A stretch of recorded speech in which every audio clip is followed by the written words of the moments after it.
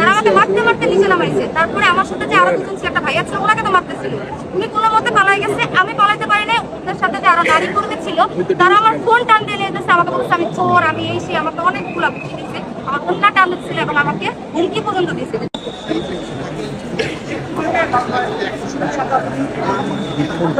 আমি হচ্ছে ছিলাম থাকার সময় আমরা তখন একদম সাধারণ ফিলিং দিচ্ছি না,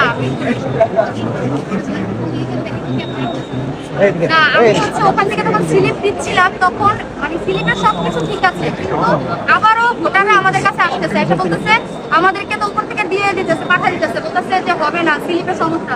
তখন আমি দেখলাম স্লিপে কোনো সমস্যাই নেই। তখন আমি নিজের থেকে আমি একটু দেখে আসি উপরে কি হচ্ছে।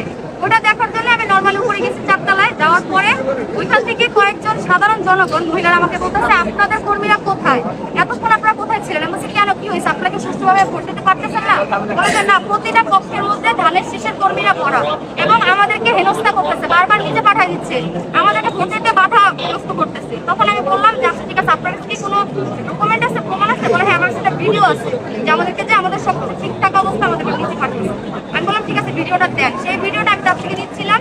এমন অবস্থায় একজন বিএনপি কর্মী সে আমাকে দেখে বলে যে আপনি দাঁড়িপাল্লার কর্মী এখানে কি করেন? আপনি নামেন।